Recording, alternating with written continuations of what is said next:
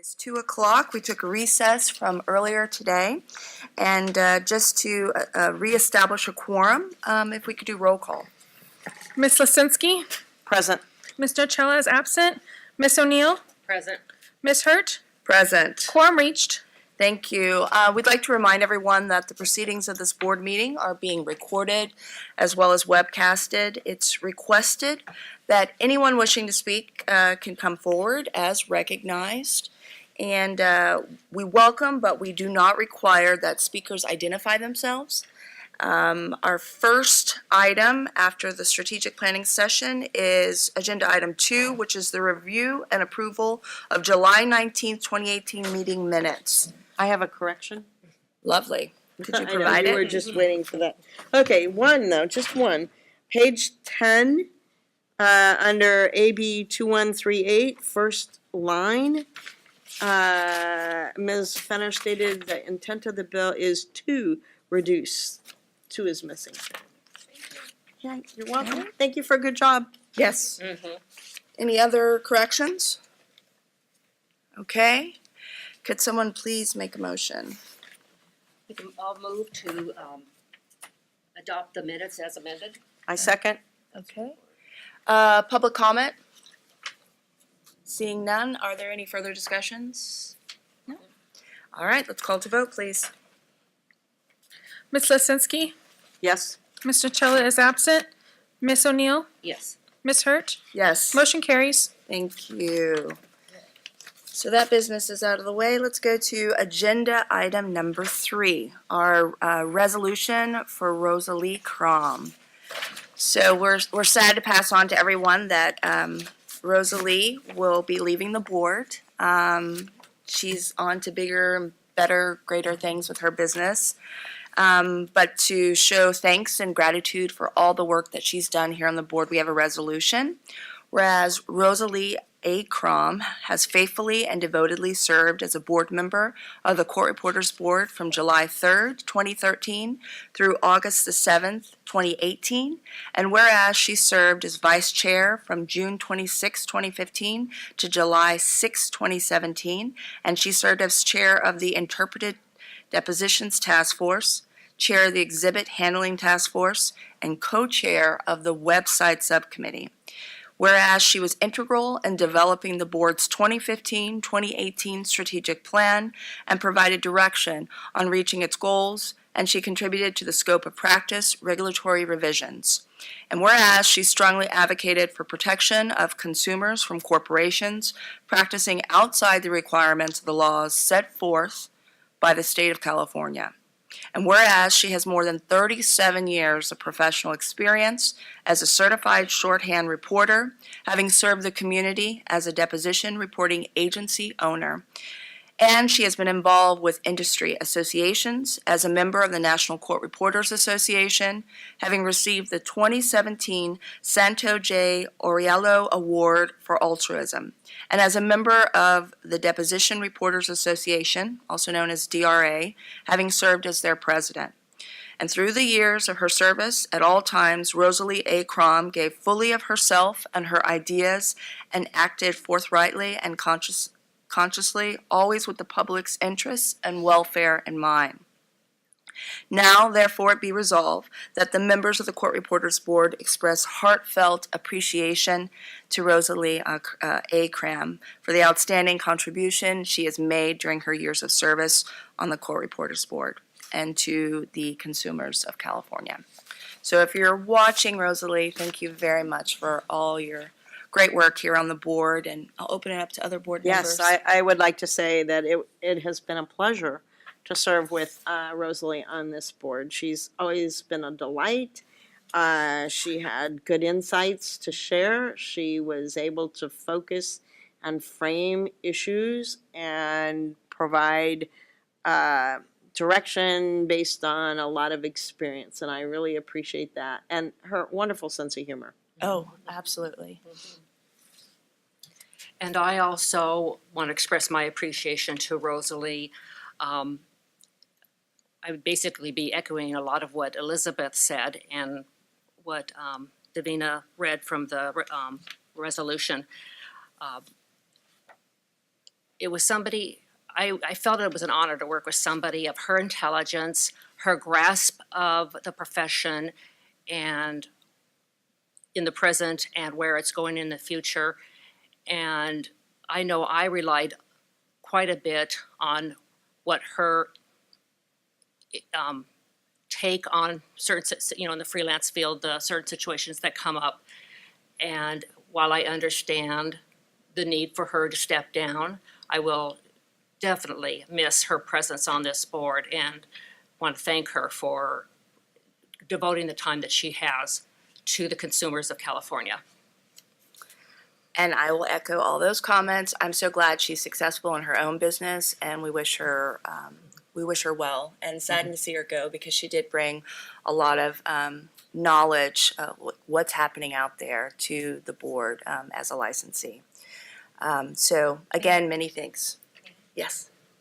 On behalf of staff, I also want to let Rosalie know that it has been a true privilege to work with such an intelligent, forward-thinking person. It's been my own personal challenge to step up my game in order to keep up with her, and that's on a very big level. But most of all, Rosalie, staff is going to miss your enthusiasm. We're just going to miss somebody coming by to say, super, even if it's not. Right. All right. Any other comments or? Yeah. Thank you. Move for adoption. Yes. Move for adoption. Or actually, should I open up for public comments first to see if anybody from the audience would like to say a few words? Sure. Please come If you to the could come mic. to the mic. No, it's okay. So, Say something about Rosalie. Rosalie is wonderful to our total profession. It was great that you guys were able to experience her, and we are so lucky to have her being a court reporter. And we all love her as a person and as a professional, and her knowledge and experience and her sports mindedness. yes. Thank you. Thank you. Someone like to move the resolution? I move that we accept the resolution. Second. All those in favor? Oh, she has to. Oh, sorry. The city council person out of me came out. Sorry. That's Go okay. ahead. Ms. Lisinski? Ms. Lisinski? Yes. Ms. Nocella is absent. Ms. O'Neill? Yes. Ms. Hurt? Yes, absolutely. Motion carries. Thank you. Okay, so that takes us to agenda item number 4, which is the report of the executive officer. Thank you, Madam Chair. This should go quickly. We do not have any new budget reports to present to the board since we met so relatively recently. I don't know if you have any questions. We do have members of the budgets, DCA budgets here, in case the board has questions. Okay, thank you. Maybe I'll start with a couple of questions with you, just to establish sort of some baseline knowledge. When is the last time we have received a budget? So that was presented at the last board meeting in July. Okay, and when did our fiscal year end? June 30th. Okay, and that was for what fiscal year?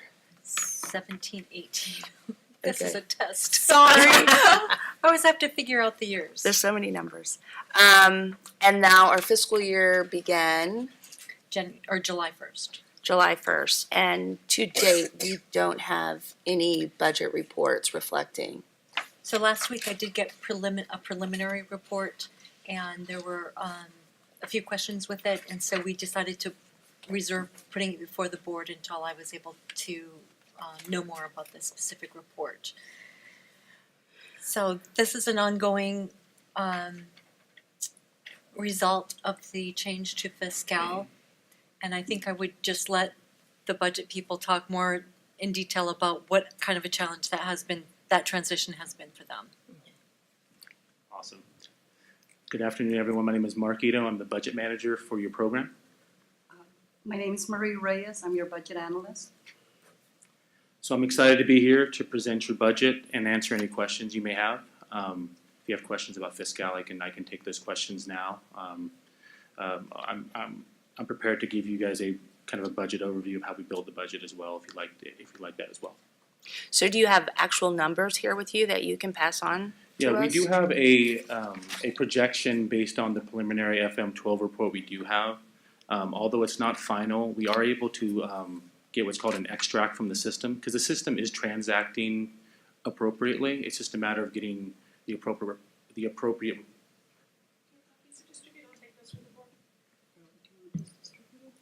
Sure.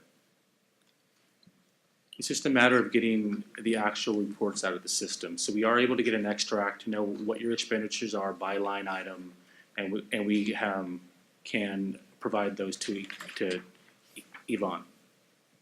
Okay. Yeah.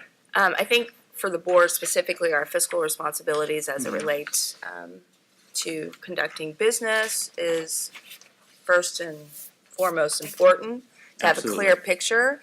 And we've had gross errors from the budget department before as it Okay. relates to our budget, even such where we made strategic decisions moving forward on when we would increase or decrease fees. So we are very concerned that we don't have anything concrete, and even to hear is this something we can already let out now is kind of Yeah, I totally understand your concern. Like I mentioned, we are able to get extracts from the system, so we know what your expenditures are, and we are able to provide Yvonne with projections based on that extract. We do have a preliminary FM12 report that we provided last week that we find to be, for the most part, very accurate, and we're in the process, based on Yvonne's questions, of going through and verifying that these expenditures are accurate. Board members, do you have any questions for budget? Well, I see a lot of red. That's true.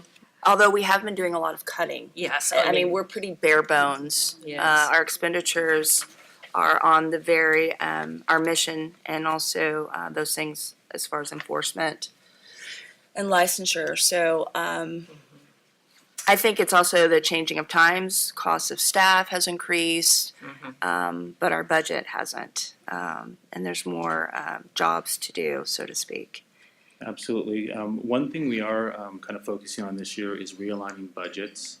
We do bottom line budgeting, so as long as there is savings at the bottom, it's not a concern from a high level. But all the red you see, we can realign your budget and all the line items appropriately. So what we've been doing is kind of working with programs to kind of figure out how much you've been spending for individual line items, and then we can move dollars around to ensure that the red figures are at a minimum. And if I could add, Madam Chair, we had talked about doing this before, trying to realign it so it was more reflective. The issue we run into is if we want to do any kind of historical justification, for instance, in a case of a budget change proposal, then our historical data is then more Skewed. difficult because it doesn't compare as readily. So it's something we can definitely look at and maybe talk about at a future meeting. Could someone speak a little bit to the surplus number that we see there? As in, that's what's reverted, that's what's going to be left over, just that will be reverted back to the main fund. And then how does this, if at all, relate to the TRF and it being reinstated? So it's not enough to of a reversion to give us 6 months of operating expenses in reserve. So therefore, we still cannot make the transfer to the transcript reimbursement fund. Leading over into the next item a little bit, there is no change, so there is no new budget for that. We have continued to pay claims as they come in, just out of the money that's been set aside. Okay. Any other questions? Well, I hate to sound really stupid, and I am, so I'm just gonna No. go for it. So this says FY 2017, 2018. Fiscal year, I know, I get that. sorry, So but that was last year. yes. So do we get a budget projection for or that's what you're waiting on? The budget projections We're for the waiting, coming yes. year? And when do we expect to receive those? We can do a budget projection at this point. I think the first extract was taken out. We have to request an extract be taken from our accounting department. And I believe the first one does. We can start putting together a projection at this point. It's still pretty early in the fiscal year, so I don't, but we can definitely put together a projection for you based on numbers through, I believe, August 30th. I think it's really hard to plan for the future when you don't know Right. Absolutely. the projections. Even a Absolutely. year or 2 or 3 out is kind of Yeah. important for us. It's definitely a struggle in the new system, and we're all working through it, but we are committed to ensuring that your program has all the updated information on your expenditures and projections. Okay. As I turn to our executive officer, are there any needs that you have that we can put right now out on the table to let them know? I would just let the board know that our assigned budget analyst is top caliber. So anything that I need, I've reached out, and if she doesn't have it available, she lets me know when it will be available. And if there's a problem with it coming in where she had anticipated, she lets me know. So it's very refreshing to work with somebody that's that dependable and that customer service oriented. Excellent. So we truly appreciate your dedication to our board. Thank you. Thank you. Okay, any other budget? It is what it is, huh? Well, since I'm just now receiving this, I'll need to take it home and marinate on it. And I will, if I have any questions, I'll reach out to our executive officer, who will then reach out to you. Awesome. Okay. And we'll start putting together your projections for 18-19 as well. Please do. Yeah. We need to plan. Thank you. Thank you. Thank you for your time. Awesome. Have a great afternoon. You too. You too. So moving on to the enforcement, on page 38 is the latest enforcement report. Does anyone have any questions? No. There- Other than, do you see anything, no trends, nothing unusual? Yeah, Pretty much just going along. same. Yep. On the school update, I don't have anything new on the status of any of the schools. I'm happy to report that nobody new has closed. I would just put out there that our exam, we have finally gotten a signed contract, and we can confirm that on November 2nd, at the DoubleTree here in Sacramento, we will have the next CSR exam, the skills portion. Okay.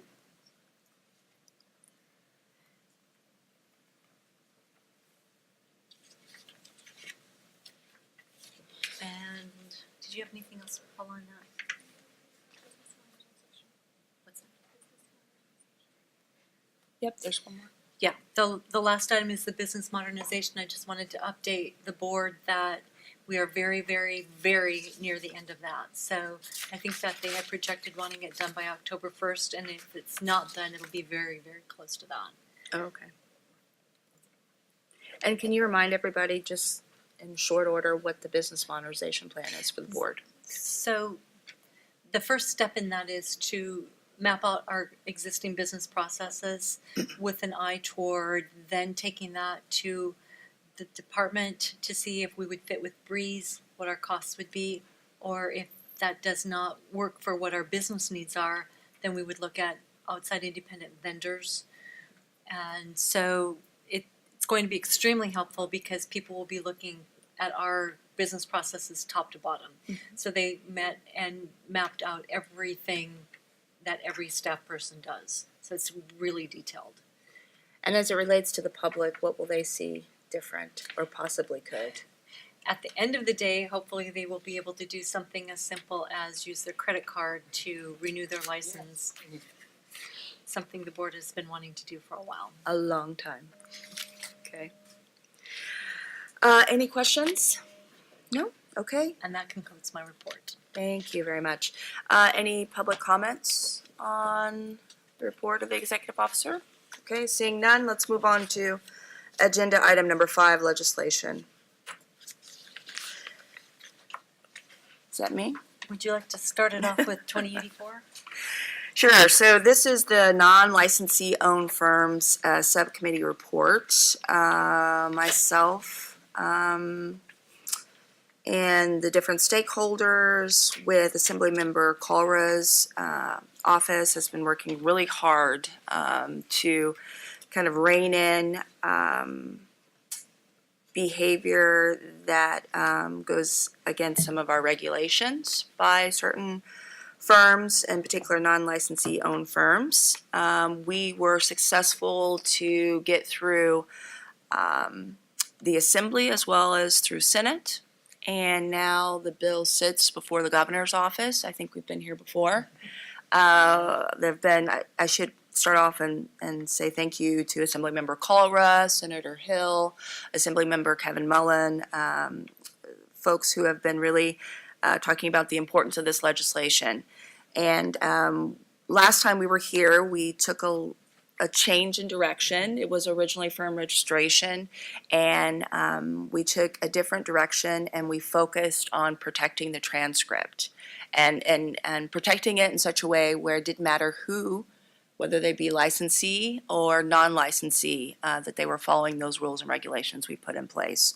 So that refocus, I think, has brought additional folks on board and online. How can you be against protecting the transcript? I think we have a great opportunity in front of the governor's office to be successful on that measure. Any questions? So right now it's a wait game. Let's see what happens. We are doing all that we can, reaching out to everyone to pass on information of the importance of the bill. So are there any questions from the board? Yeah. But thank you. You are very welcome. Yeah, and I should also add Carrie is a part of the subcommittee, and we've all been working very hard to get people to hear us and hear the importance of this bill. Any public comments on this item? Okay. All right. So let's move on to other parts of legislation. Okay, in the interests of time, I put down the bills that we've been following and where their status is. I'm just going to really hit the ones that have the 3 asterisks, because those are the ones that the board has taken a position on or is watching more closely. So on page 40, AB 2138 by Chu and Low, the last time the board voted to oppose this one, and we did write a letter of opposition. However, it's now been enrolled, so it's on the governor's desk for signature. Because it's been amended pretty significantly, I brought it back before the board. Hopefully for a decision. If you would like to continue to oppose, then we would write a letter to the governor asking for his veto. Or if it has satisfied, if the amendments have satisfied the board's concerns, then we can either stay neutral or do a support letter asking for his signature. Board members?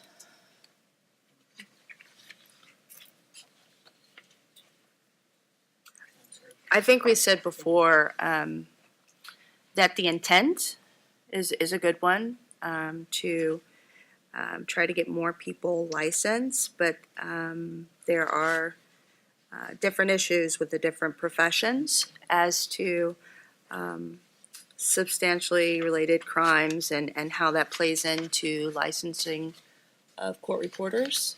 And so we were reluctant to use a broad brush and say, yes, of course, that works for us as well. I know it's been amended quite a bit. I think they've heard a little bit from other professions that we need to think more detailed. Do you all, do you want to write another letter to the governor? Do we just want to say that we've already given our opinion on this matter? And so, knowing that we have another bill before the governor. Thoughts? Well, so I haven't totally explored all the changes that have been made to this bill, the amendments, but the original bill had serious problems for us. And I think I'm assuming for a lot of boards that have specific things that they need to see in somebody's background in order to protect the consumer. And so, because sadly, I have not thoroughly checked this the new version against the old. I really don't know, but I would say that our original arguments against the bill were very valid and substantial. So maybe you could tell us what has changed that would be enough for us to be okay with this. I can hit some of the highlights. Yes. So they definitely heard that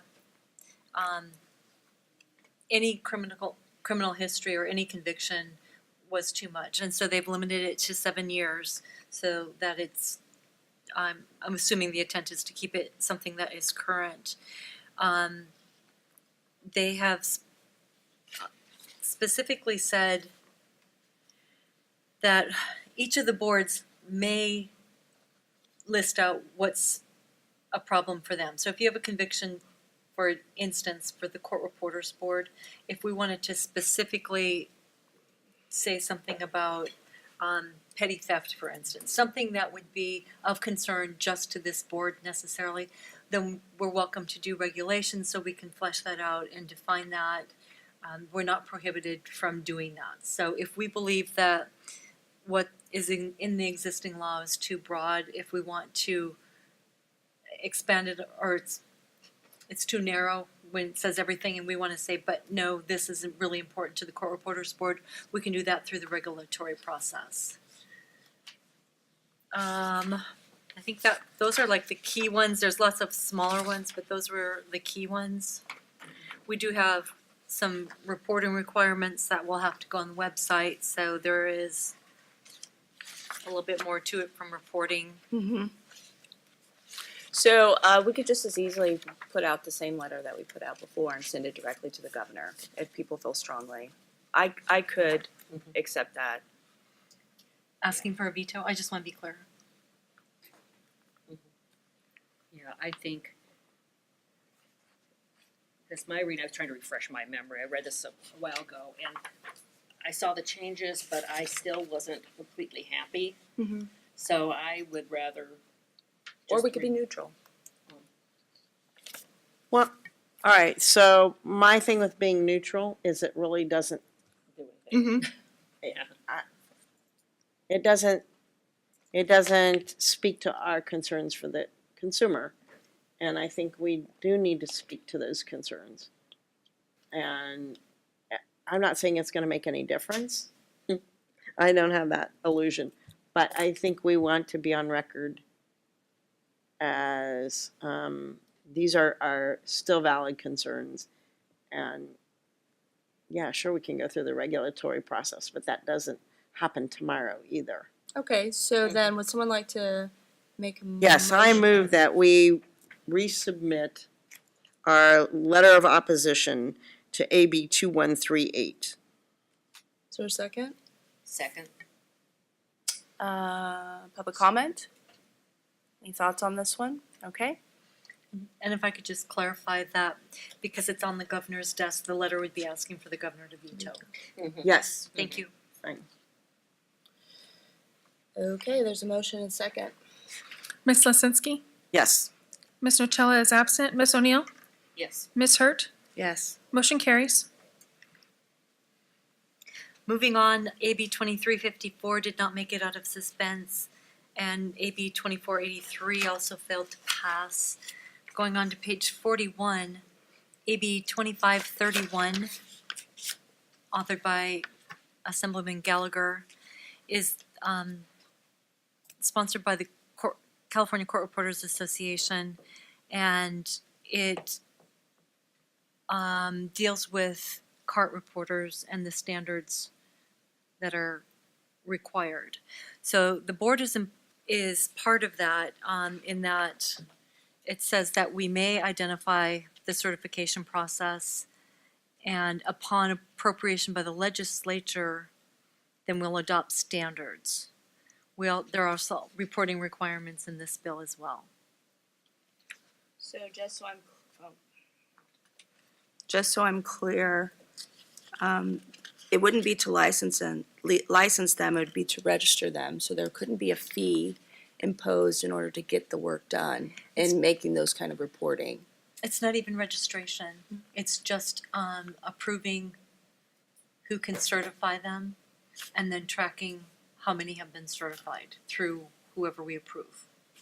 So this is what we would be imposing work on staff Mm-hmm. for which there would be no additional funds to pay for the increased staff work. Is this correct? Yes. Does the bill suggest where those funds could come from? It just says upon appropriation. I mean, 8062B says right here, the Court Reporters Board is not appropriated to carry out the purposes of this article. So they recognize that we don't really have the money. Okay. So, go ahead. I'm sorry. So with that language about appropriations, to be realistic, we probably will never see that. Yeah, I'm a little hesitant because we're so stretching the dollar anyway, you know, getting things done. I'm just real leery about. I mean, I'm all for what the bill does, but this reporting requirement just adds another, you know, a budget that we are not going to have a budget that is not going to increase to address the added cost of this. Is there anyone here from CCRA who would like to speak to their bill? I'm looking over a chair here. I am here from CCRA, but I'm getting some clarification on your concern before I speak on it. Okay.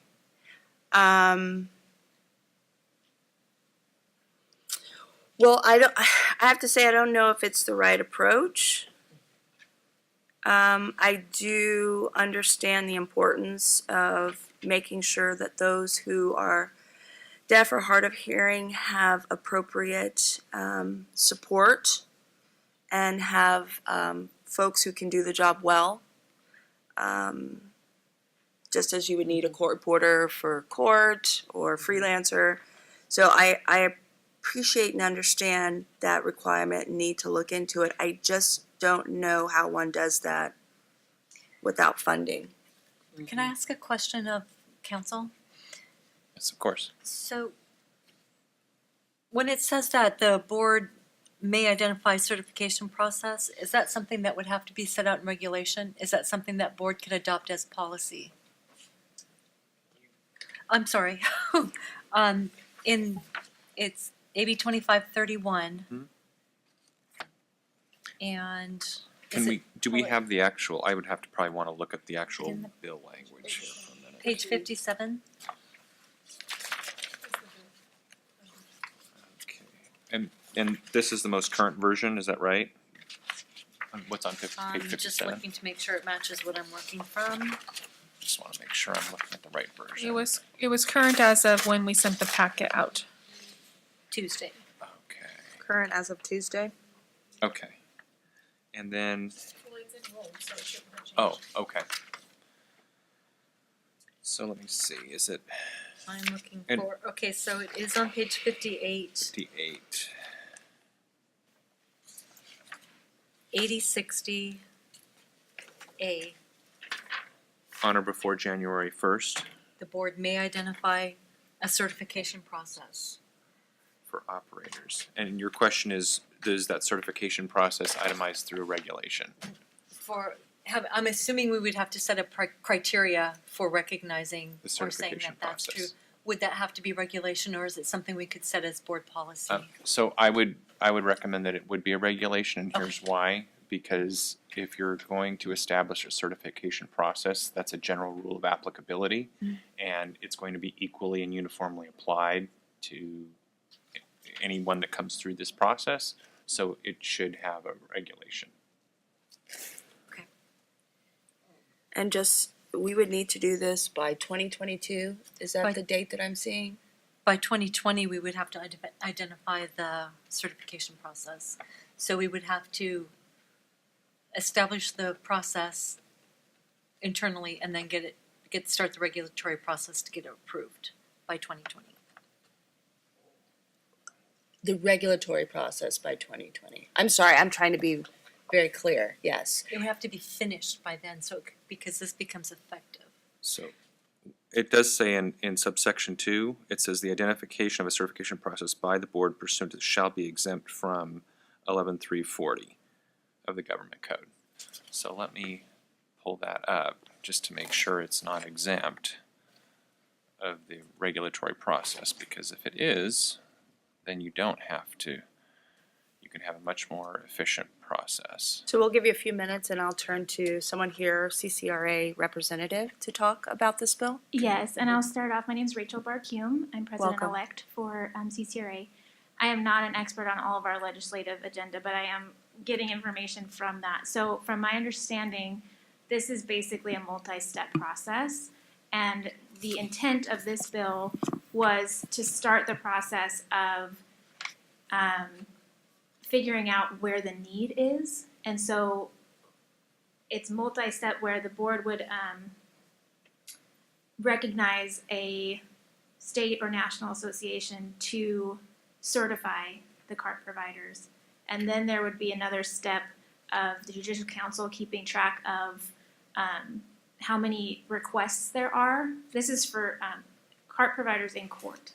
So how many requests there are for ADA accommodations in the courtroom for a separate cart provider. And then once the board has recognized the certifying body, where it's basically an information gathering, and then our final goal is to have them licensed by the board, which would be an income revenue generating licensing for the board.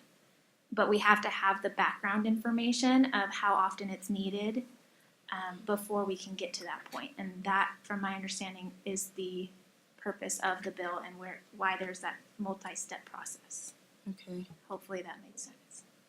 No, it does. We're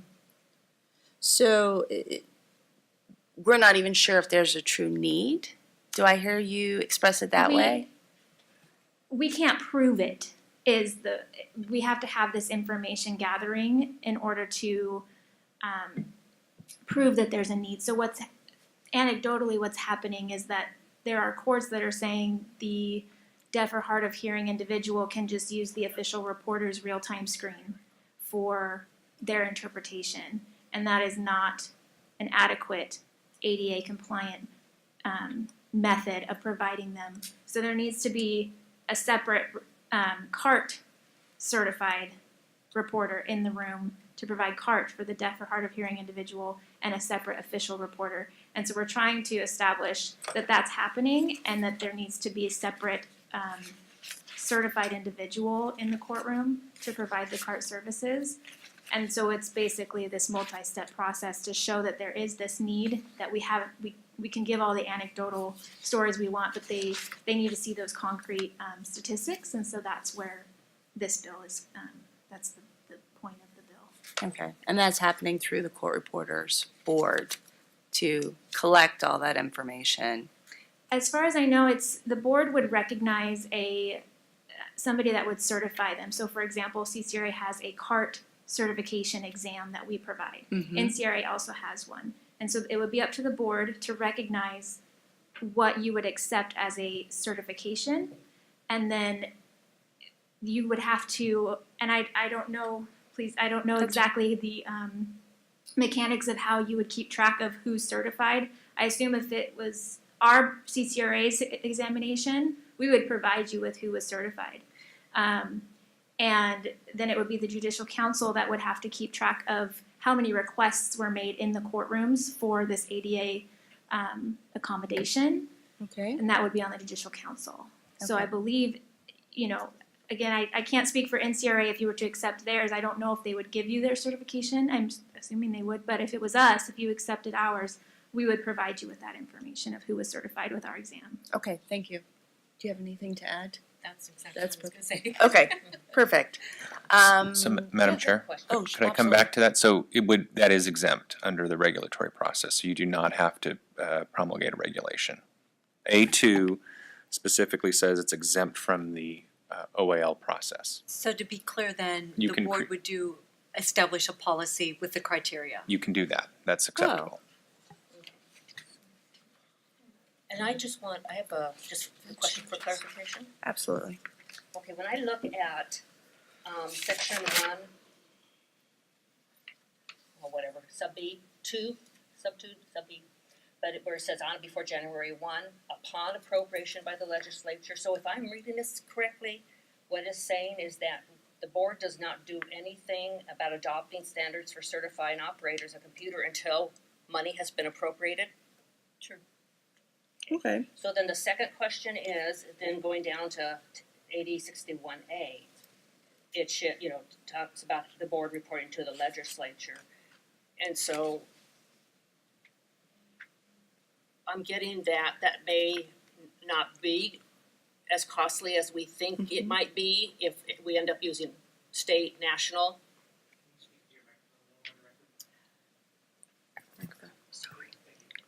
So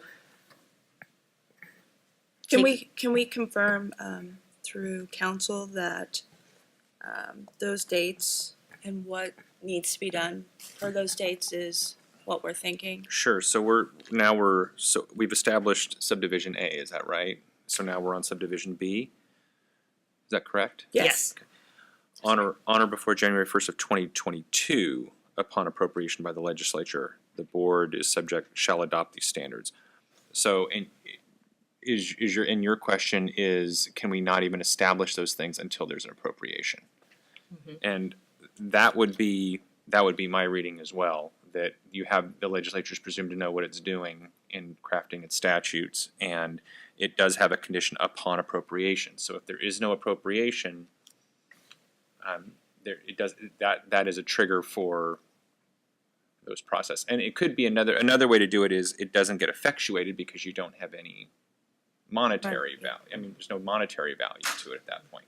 So in the abstract, could you probably create sort of the content, I suppose, but it wouldn't effectuate anything because you don't have the appropriation. Okay. Any other questions? No?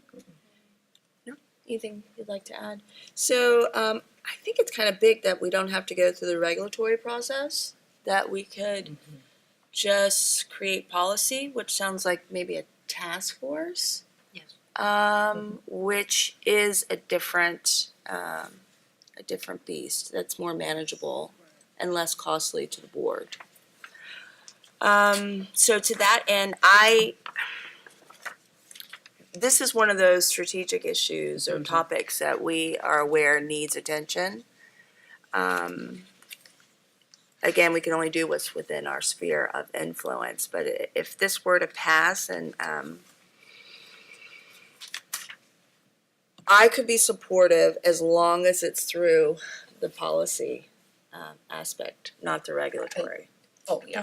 That's how it's written. Yeah, so I Okay. could be supportive of this bill. Yeah, and that's my reaction to it, since we don't have to go through the regulatory process. And we wait until there's appropriation by the legislature before we do the adopting of the standards. I feel much more fiscally responsible in approving this. Likewise. Okay, so, so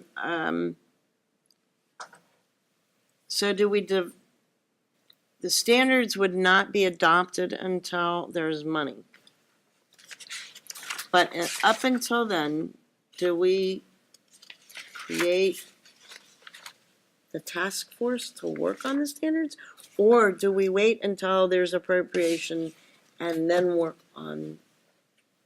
So right now, it's on the governor's desk. So what our decision today Is to if we- support or not? If we want to support it, remain neutral, or ask for a veto. That's our decision today. I think the finer details. Okay, I was trying to make it clear in my mind what was expected. Then after that, there would be, if it were signed, so Yeah. if it became law, then the board would put I imagine they would put a task force together Okay, in order to get industry input on the certification criteria. We would put that out to the people that certify so that there's a recognition process. And then if we're appropriated, then we Okay. would do the rest. All right, well, then I'm supportive of the bill. But we have much time to get to that step, like 2022 are the dates, so. Yes. It's not gonna be like it's been lately, which No, is every month there's Yeah. something new Yeah, to right, do. Right. So we right. have time to really flesh that out, and I don't think it would be as harsh to the board. Okay, well, Yes, then, please. go ahead. My question is then, where it says upon appropriation by the legislature, the board, blah, blah, shall adopt standards. I was taking it as we don't do anything until there's appropriation, and then we do the task force and we put things together. And maybe I'm misunderstanding it, but I'm hearing that, we'll put task force together and work on this and have it all in place whenever we get appropriations. So the first step, if this becomes law, is on or before January 2020. Mm-hmm. The board may identify. So if we have enough money in our current budget, we can go ahead with that initial certification, Okay, identification, criteria, policy setting thing. okay. That's why I stated that first date Yeah. being important. So we have a little bit of time. And there's different directions that this can go to between now and then. So to that end, would someone like to make a motion to support, stay neutral, or veto? For sending a letter. Yes, To the letter to the governor. Yes. Did you want to make? I could make a motion. Okay. No. I will move to, sorry, not adopt, make a motion that the board support, what is this? AB 2531, urging the governor sign. This is not very articulate, but, That's right. Perfect. Okay, I second. Any public comments? Thank you from CCRA. We haven't voted. Okay. Further discussion? No? Okay. Ms. Lisinski, Yes. Ms. Nocella is absent. Ms. O'Neill, yes. Ms. Hurt, Yes. motion carries. And then finally, before the board, on the same page 41, AB 2757, the board had voted to support that, and we wrote letters of support. It's got a few amendments. I don't think there's anything substantive, but I wanted to double check with you before I wrote the letter to the governor asking for signature. No, I don't have any additional changes.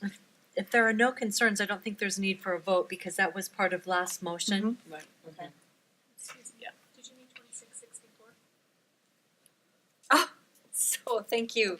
Yes, 2664, I apologize. It's the Holden bill. It hasn't changed. Okay. Yeah.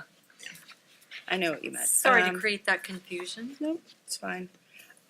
Are there any public comments on 2664? Okay. All right. And I guess that is all. That's all the legislation, yes. Okay. So that will now take us to agenda item 6, which is the fee increase regulation. Do you have a status update? The last I heard, which was about 10 days ago, is it is at agency under review. So as soon as it hits my desk, I will bind it up and run it down to OIL. Run it? Yes. Run, Literally. literally. And there isn't any estimation of what time period we're looking at. It's sort of it is what it is. Yes. No timeline prediction? Yeah. Okay.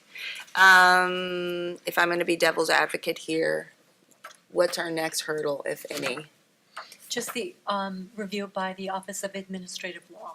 Okay. So if we have done everything correctly in conjunction with the Administrative Procedure Act, and they find that there is a need for the clarification of the regulation, then it will go, they would approve it. Yeah. If we've done anything wrong or they don't see a need, then it will not be approved.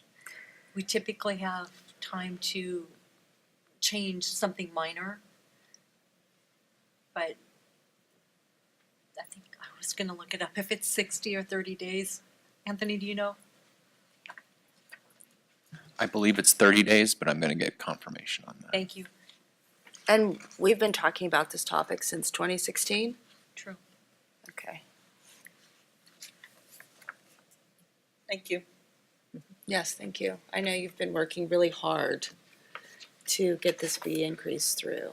And there have been a lot of steps and a lot of folks that have had to look at it many times over to make it just right. Are there any public comments on this item? No? Okay. Anthony, did you? I'm just trying to find the outline for it. I meant to look that up. My understanding is that it's 30 calendar days. Okay, So they that's- have a little bit more than, again, the theory is that it's ready to go, so they're out of, and then what happens is then it gets posted in a particular quarter for them for an effective date. So they have 30 days. What usually happens is within the 30 days, you get some sort of response if there are minor tweaks that can get made. But otherwise, then if it's approved in a quarterly, depends when it's ultimately approved, determines which quarter it's filed and chaptered, and then that's when it's truly effective. So the way it's falling, if it comes back in the relative near future, it would be effective January 1st. Okay. If it takes longer than that for whatever reason, so that OAL's review is going to push it past that, then I would send a letter or a memo asking for it to be effective upon filing, and rather than waiting for the quarterly deadline. Okay. But right now, the timing, I'm hopeful that the timing won't time out, that we won't have to make that exception. Anthony, is it through your experience that it takes several years like this to get a regulation that supports a board to this place? So I will tell you that the regulatory process, and I think you know this, is not a quick one. The governor's office has instituted an additional process, which I think we've been doing for about a year now. I think that process, that extra piece, is that agency also reviews the regulatory packages. The theory behind what I think can be very laborious for individual boards is it's important that your policies are able to be implemented, and most of the time that requires regulations.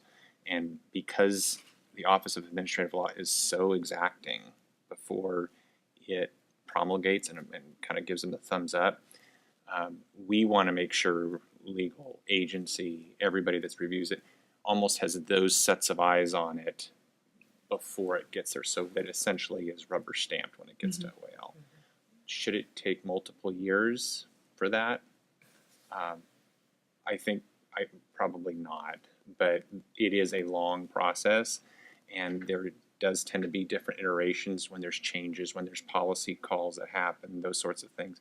So it does get to be a pretty, can get longer than what you'd like. But I will tell you, I know we've had this this discussion plenty of times.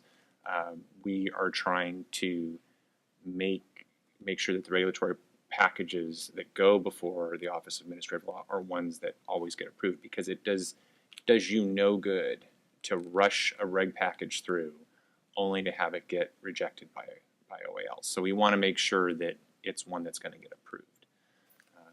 But yes, we are. I think everybody that touches the process are all looking for ways to make improvements without sacrificing approvals. Okay. No other questions? Okay, thank you for the status update. Agenda item number 7, sunset review.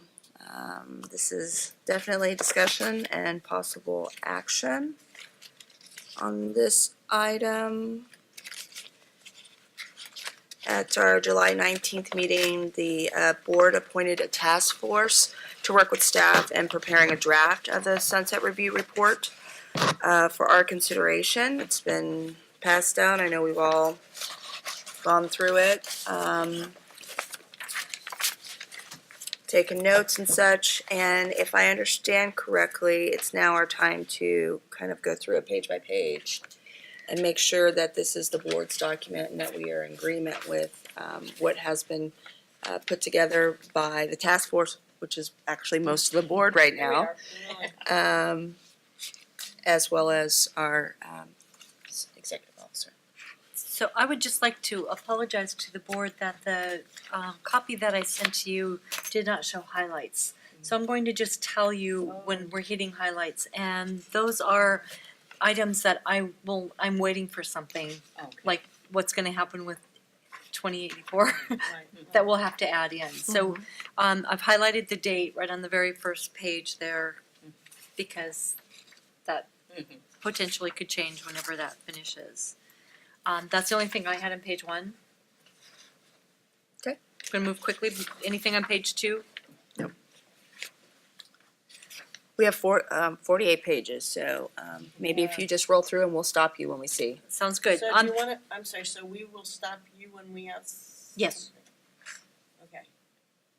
On page 3, on the first paragraph, I've just highlighted the number of licensed CSRs and how many are active and in good standing. And I'll update that if that changes right before publication.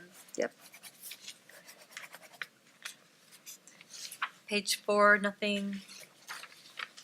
Page 5, the second to the last paragraph deals with our latest strategic plan. So I'll update that from our session this morning. I have a quick question. With past board member John Liu, did his appointment, did it end or did he end early? Did he resign? No, he is, I'm sorry. His term expired and he was not reappointed. I believe he chose to not apply for reappointment. Okay, so okay, all right, thank you.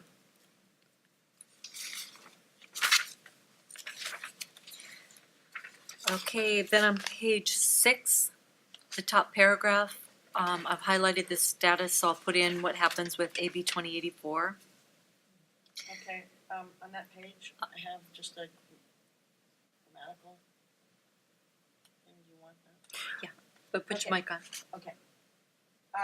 Can you put your mic on? Sorry.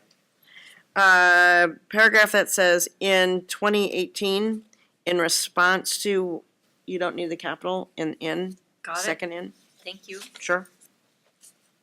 Does it help at all, like on number 5, where we say that we don't belong to any national associations, the reasoning, since there are other boards who are a part?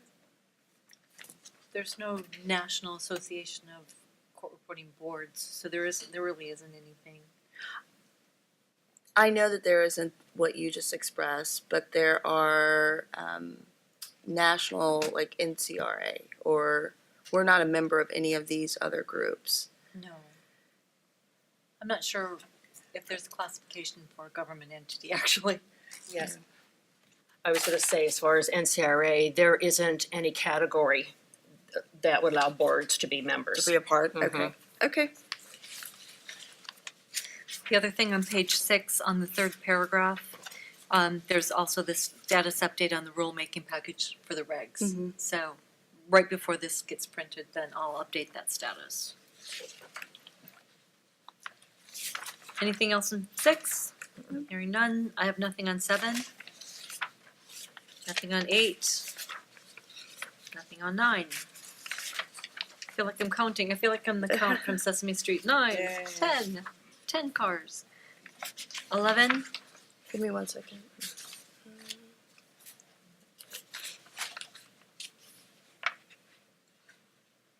Okay, thank you. No. 12. On page 12, are you gonna add the citation? Give the fee authority citation Where are you looking? on number 14?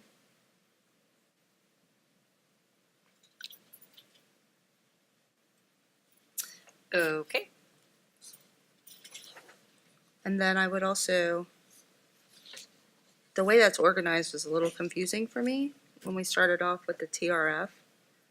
instead of talking about the fees authority. So I would just take closer eye to the organization of that answer.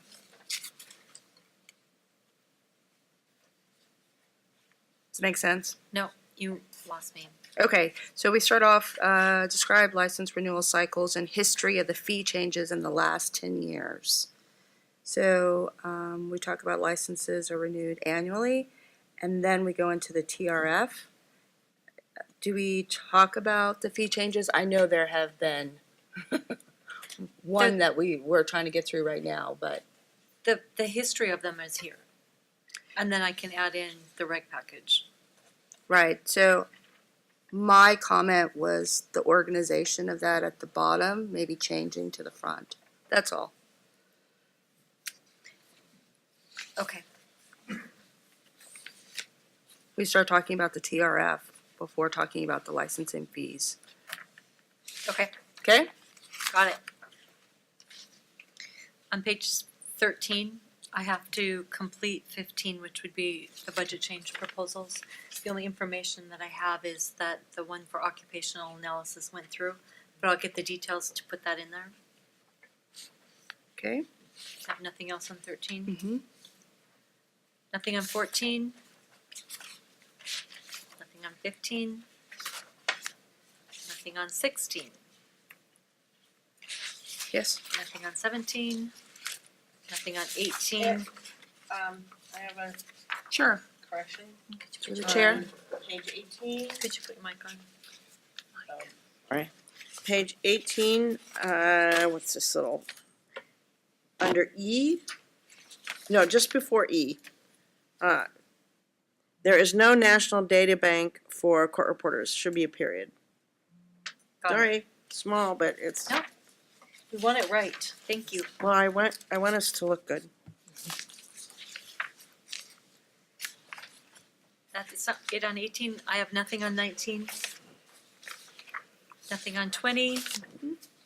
Nothing on 21. Nothing on 22. Nothing on 23.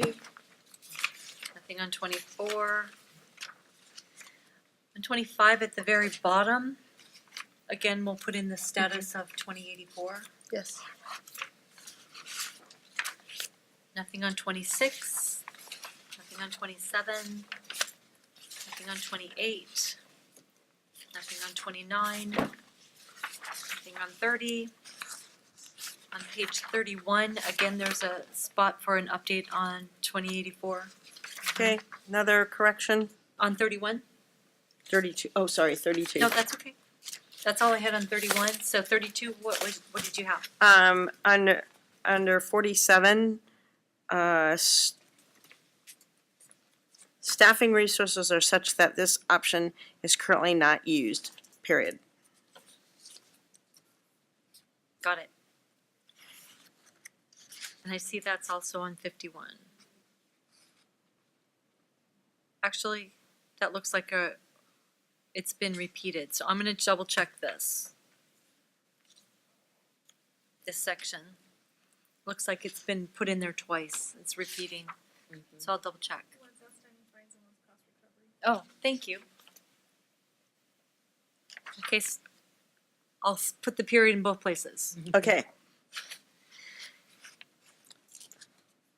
Okay, 33. We've just got highlighted the fiscal year 2017-18, the total enforcement expenditures. We're waiting to get confirmation of that from budgets. So that's highlighted for us as a data point to put in. And this particular number that's here now, where's that from? It's projected. It's the projected, yeah. Yeah. Okay.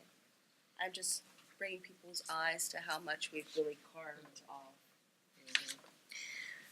Yeah, and I would say that we're a little bit at the mercy of the type of complaints that we get, so we can't really predict if they're gonna be a lot of serious ones that go to the AG or ones that are run-of-the-mill that we can handle internally. We just never know from year to year. Well, I think it also speaks to how well you're able to take care of problems that come forward. They don't have to go all the way up to Attorney General. We like it when we can fix them. So 34, we had nothing. 35, nothing. 36. Well, you know what, let me back up. On 36, so that starts at the bottom, section 10 is board action in response to prior sunset issues. So I just want to walk you through it a little bit because I think it's a little bit confusing. So starting on page 37, issue 1, and then where it says staff recommendation and it's underlined and the board response, all of that is what came out of last year's sunset review report. So we don't make any changes to that because it's already published. Okay. Yeah, Paula pointed out that where it says staff recommendation, that's the sunset review staff, that's not the CRB staff. So when you get to page 38, there's 2 asterisks and that whole paragraph is underlined. That's the current board's response to this issue from last year, if that makes sense. Yes, it does. Okay. Because I did notice some people had sent in corrections on the staff report, and we don't change that part because it's already a done deal. So I didn't have anything on 38 or 39 or 40. On 41, we'll add in the status update again of AB 2084. Can I ask a quick question? Of course. Just remembering from years ago, didn't we talk about changing, I know it's not applicable, sorry. I know it's not applicable right now, but I know in the past we talked about reorganizing how the funds were going to be distributed to the pro-per and the other program. Isn't that in here some? Pro bono. Thank you, pro bono. Are these the numbers that we left off with Where are you looking? on issue number 2? What's the page? I'm sorry. Oh, 39. It's in your star underline. So that's currently what we have. That's currently what we have. Yes, and we're saying that we believe it's fine. And when we had that discussion, though, some years ago, this is just a continuation of that discussion. Do you recall what I'm talking about?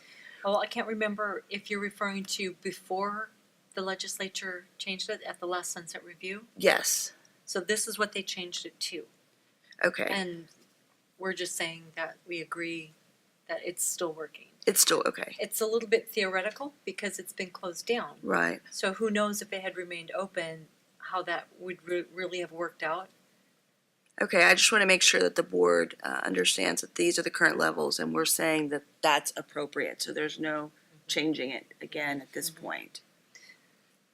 Yeah. Yeah. We would wait until another sunset review or wait until another legislative vehicle if we found we needed to change the amounts. Yes. Okay.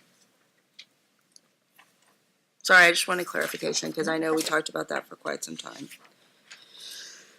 Anything on 40? No. 41 is where I left off saying that we will update the status on AB 2084. 42, 43, 44, Nope. 45. So on 46, when we're talking about the foreign corporations issue, I've just got highlighted to double check the page numbers. We're referencing that we've already talked about that issue earlier in the report. So I'm highlighting that I need to go back and make sure that's correct. Mm-hmm. Also, under issue number 2, the last paragraph, at our September board meeting, we talked about options for the low pass rate. That's yet to come. So I will add then the meeting results. Mm-hmm.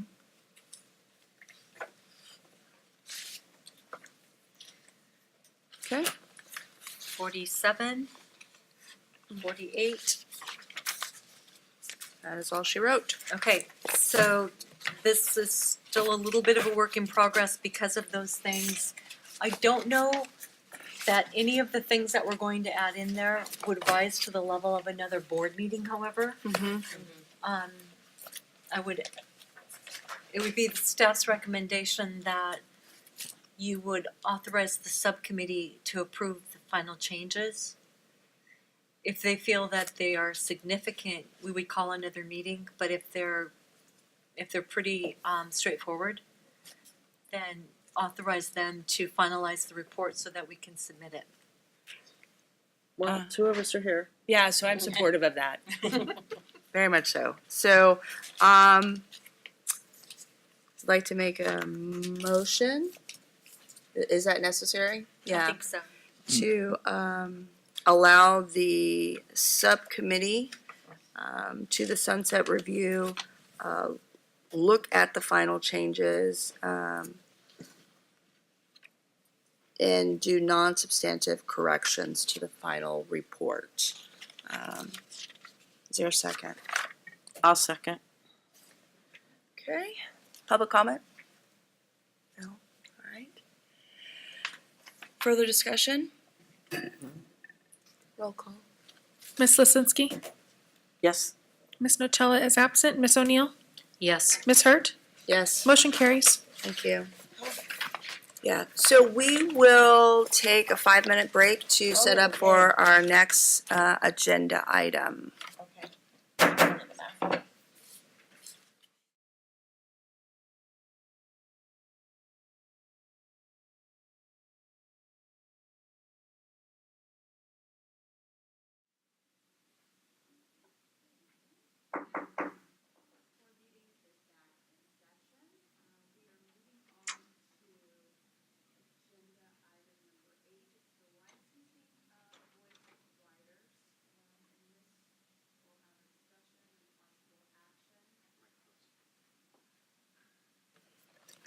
I'm gonna get used to this one day. Online, or actually on the phone, we have Tori Pittman. She's actually calling from North Carolina, so I hope all is well with her. And we thank her for getting on the call. She was here at our last board meeting discussing this issue. She is a voice writer, if I remember correctly. So any questions that we have as a board or the public, this would be the time to talk and entertain them. Would you like to do a little introduction? Thank you, Madam Chair. So really the big news forward when I started to prepare this line item after our last meeting, I had pushed hard for town hall meetings so we could get more information from the industry, since we had really very little input at the July meeting. We had a lot of trouble logistically having that come together, and Melissa Davis from our staff said to me, why don't we just do a survey? Which turned out to be a stroke of brilliance. Thank you very much. This is why I have such a great staff. Thank you. So we saved a ton of money and a ton of staff time. And we got really good response. And the response, kind of in a general summary, is on page 65. So that survey went out to all of the licensees that have voluntarily given us their email address. And then we had somebody basically say they did not get a copy of that, and so they wanted to participate in the survey. So then about a week later, we sent it out also to our general subscription list. Initially, we were trying to capture just the licensees, but then realized that there may be people that had chosen not to share their email address, and so we went with the second distribution list as well. So from that, we got 1,421 responses. Melissa handled summarizing that for us. She also did talk to a lot of people, and based on the phone conversations, she incorporated those comments also into the spreadsheet. So anybody that called and spoke with her, we're capturing that in this survey data as well. So about 2/3, 1/3 is the way it went. The 2/3 were opposed to the board licensing voice writing. And I was a little bit surprised by that until I started reading about the comments. And it was clear from the comments that they were not familiar with the current state of voice writing, because the comments were things like they can't do real time, they're not as good, they're not accurate, and similar comments about the quality. So I just wanted to be very clear that the concept would be the board would be licensing them using the same requirements that we use now for steno reporters. So they would have to prove that they are that capable for entry level. If I could ask quickly, that means they would have to take the exam. Yes, the license exam, yes. Yes, yes. Yes. And clearly, as the board saw at the last meeting, we had a demonstration of real time, so we know that that is the state of certain Technology. writers. I'm not sure what else on the surveys. If you have any questions on the overall survey, otherwise, the other new piece of information that would be before the board is I worked with staff counsel Sheila Barker to start to identify places in the law that we would have to change in order to be able to license them. In working through that, it was her opinion that we would not have to change anything legislatively to go ahead and start licensing based on the definition of in 8017 of shorthand reporting, court reporting. And so I confirmed that with Anthony Payne, who's here today. So if you have legal questions on that piece of it, it would not address necessarily everything in that the courts require, but it would allow us to license them to be eligible. So just to ensure that standards are upheld, they would have to take the license exam. Yes, What other things would they that's they it. do? That's it? That's it. That's it. So if that's the direction the board goes, I have lots of questions for Ms. Pittman as far as helping us with the security of that exam. I spoke with her briefly on the types of things that we would have to look at. And she mentioned, she was very helpful, anything from how loud or distracting it would be. There's an automatic disqualification if you're making too much noise doing the masking portion of it. What types of things to look at security-wise on the recording, that type of thing. So it would be a change, but not significant time change, staff time involved. So one of my questions, and you already answered early on, was, who responded to the survey? Is this a survey that we should send out to courts, other stakeholders who would be using voice writer services to see their? I don't think it matters to them, to be honest. I think it's more of a competition thing, and the board is concerned with competition in that competition is good for the consumer. So if there are an array of people that can supply the demand for court reporting services, then it's up to the consumer then at that point to say whether or not they want to choose a stenographic reporter or a voice writer or whatever else is out there at the time. Okay. So I remember in our last discussion, so I'm just bringing back something from that discussion, that one of the advantages for the voice writers is that people who have other ADA issues with being a court reporter with machine would be able to use this system possibly, depending on what their issue is, but that we would then be able to assist new populations into our reporting field. Does that make, what I just said make sense? It expands opportunities for other Yes. people to have court reporting as a profession. Yes. And we did get a lot of those comments on the yes, the people that were in favor of it. Several of the comments were to the effect of, hey, I'm getting older and I have trouble with my hands and this is kind of exciting. I could keep my career but just change how I do it kind of thing. So we did receive a number of those comments. From licensees. From licensees, yes. Yeah. From this survey that we did. Right. I think it's important to point out, yeah. Yes. It's not like carpet bagging or something. I'm curious, if you are already a licensee, this is just a curiosity thing. if you're already a licensee and you want to move into the voice writers thing, do you need new certification?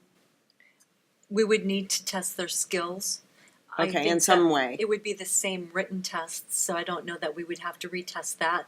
But because the skills portion is different, Right, we would test that portion again. okay. So, I see some folks in the audience. I'm kind of surprised that we didn't have more. But is there anyone here that'd like to speak on the topic? We would love to hear from you. It's now or never. No?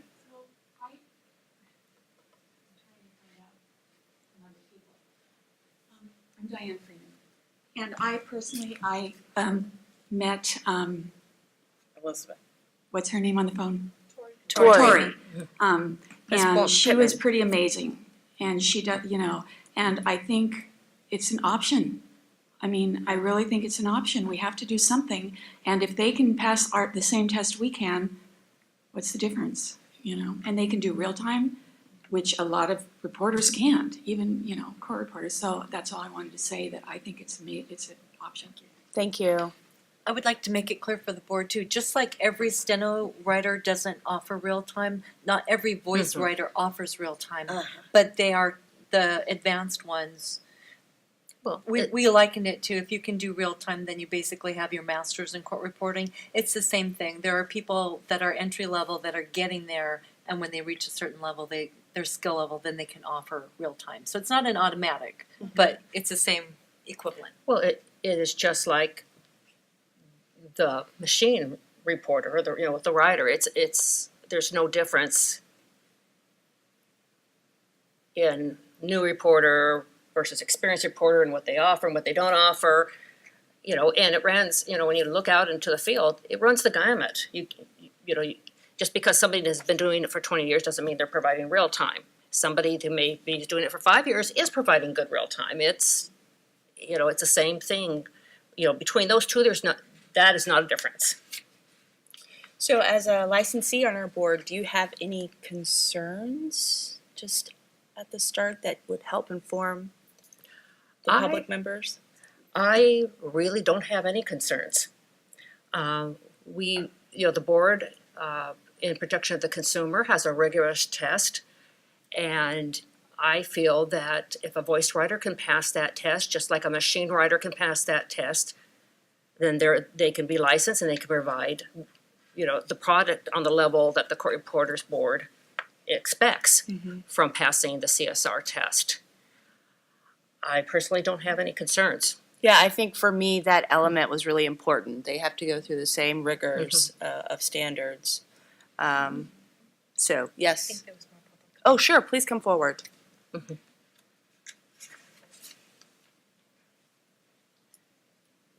Hi, Anna Costa, and I'd like to piggyback on what Diane Freeman said, especially given the low pass rates, which I know we're going to cover next.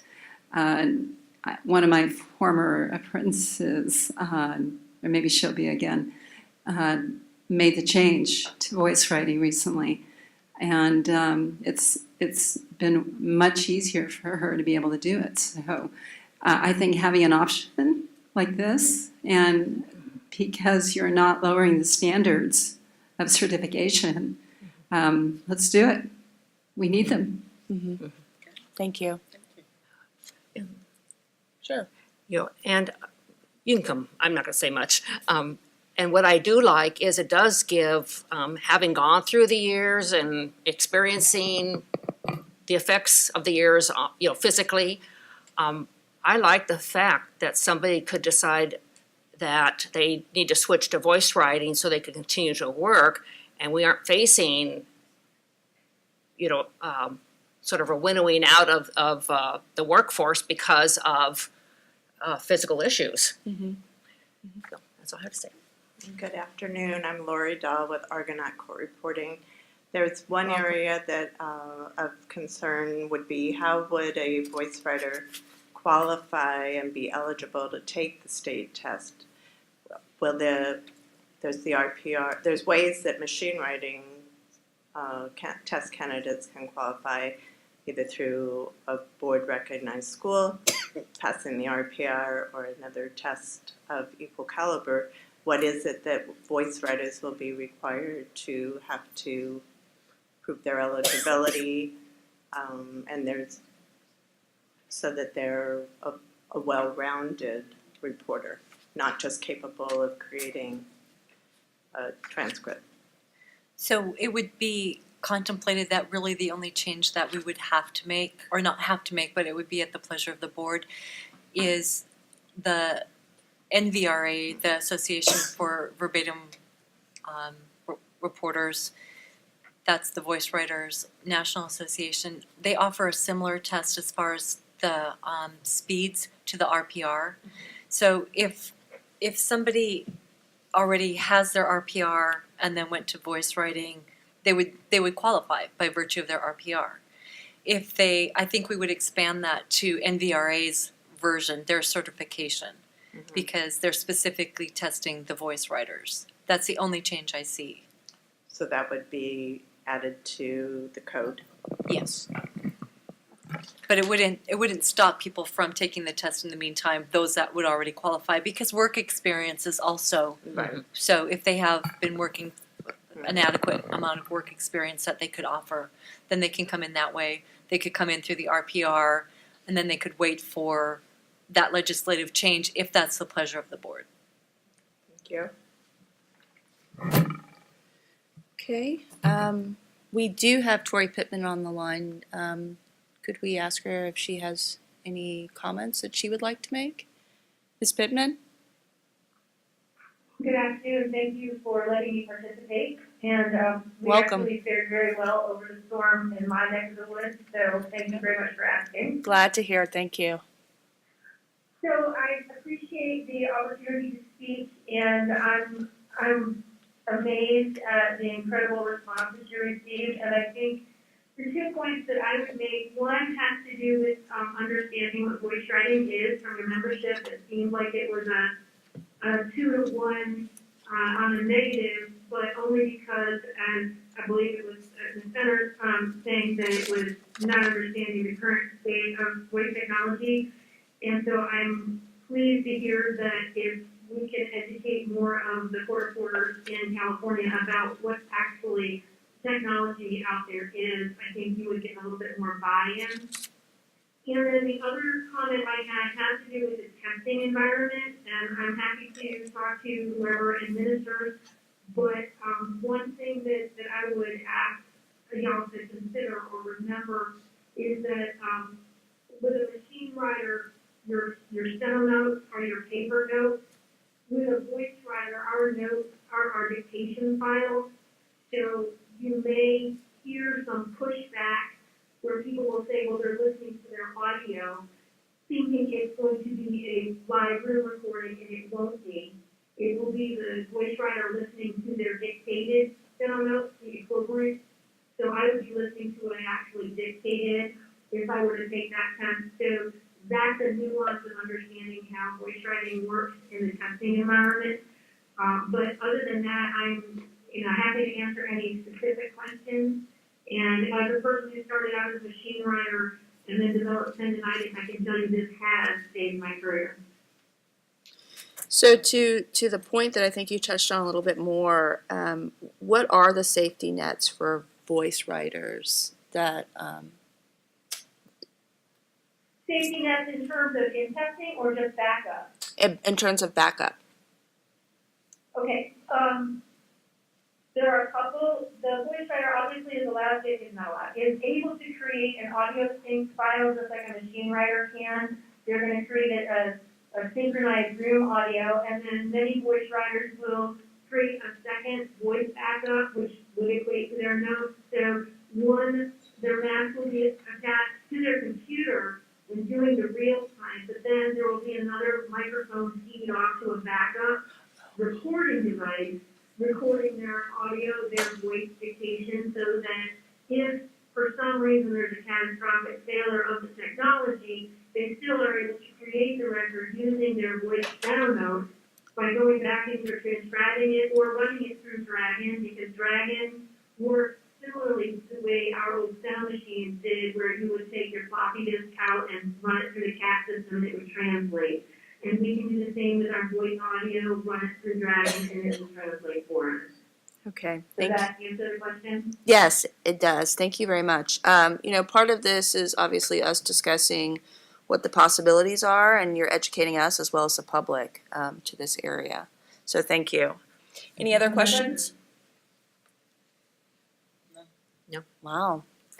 Any more from, okay. So before us, we have possible action. It seems we've discussed this. This is the second meeting that we've talked about this topic. We've heard a lot about there being a necessity for people to be in the courts and freelance with this licensing possibility. And so if I understand correctly, this is already in our law. We don't have to create or go through. What are the steps if we were to agree to move forward that would need to follow to enact the licensing for voice writers? So the question before was initially whether there was any statutory change, especially for 8017, and what Sheila has looked into as to whether or not you needed to change any wording statutorily, and the answer came back was no, and that's precisely because of the way it's currently worded, specifically reference to the machine. This voice writing still uses machine, and so and this technology was available at the time the statute was passed. Legislature's presumed to know what it's doing.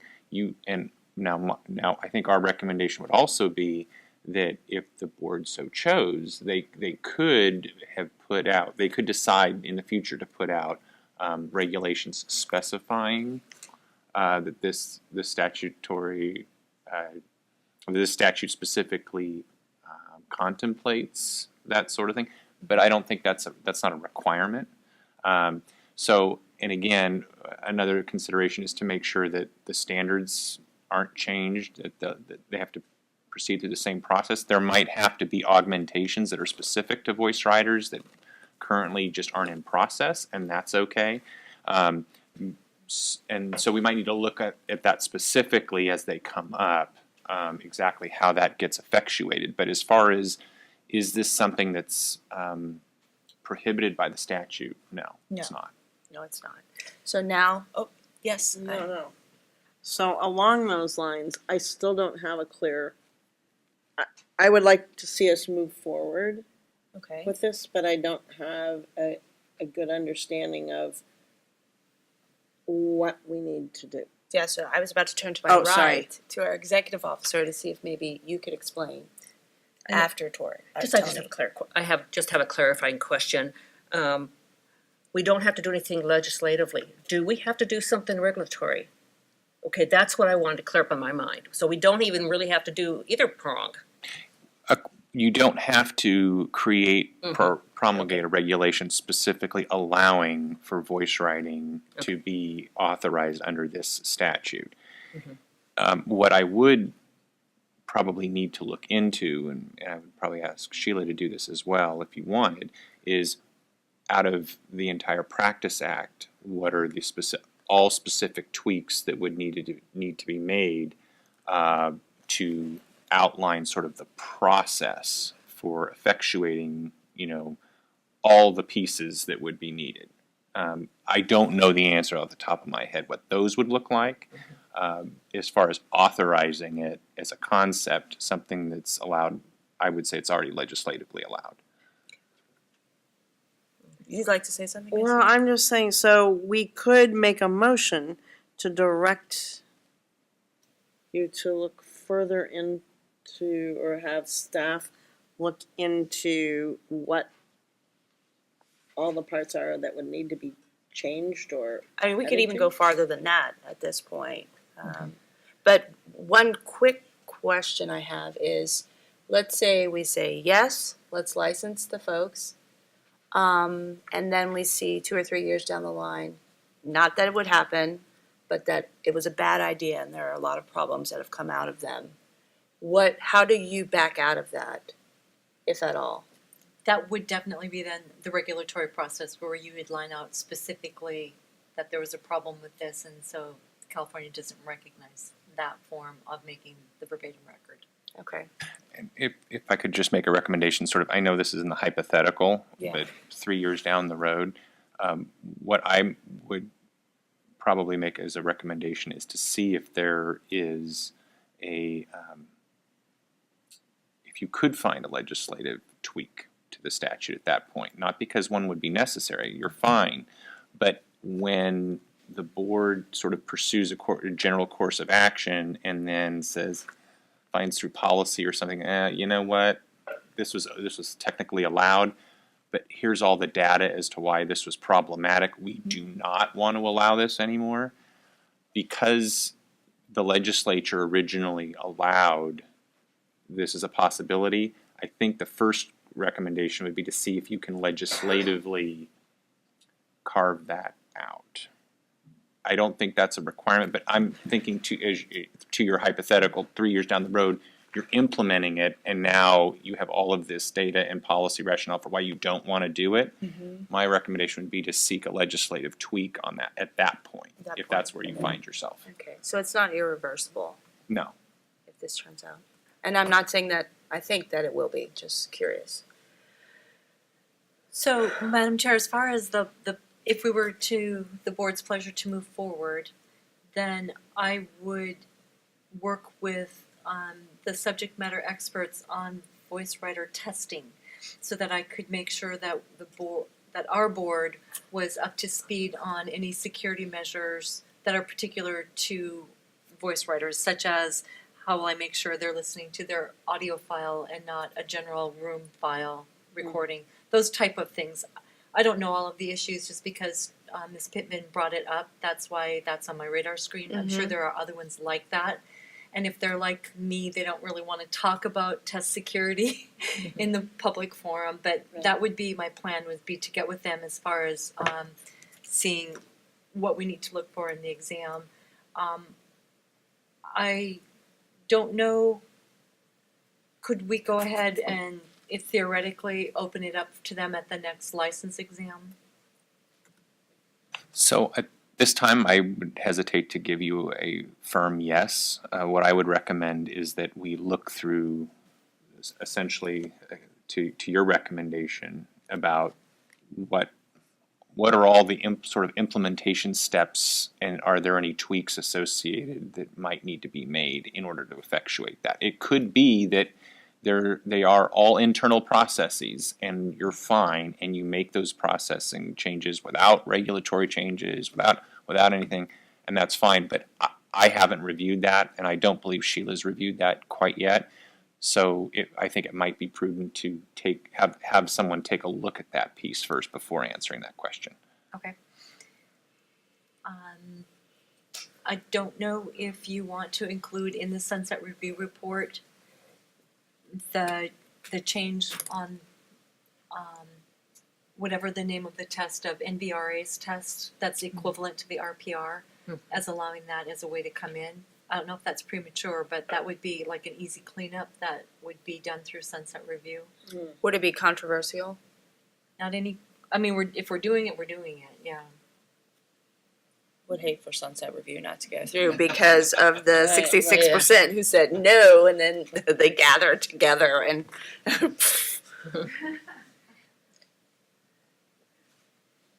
just throwing it out there. Yes, Board's thank you. pleasure, yeah. Thank you. Sure, another public comment, please.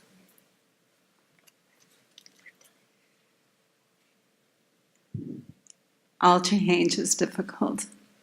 So the 66% that were against this, and the 30% apparently that were worried about competition, I don't see that it's a competition.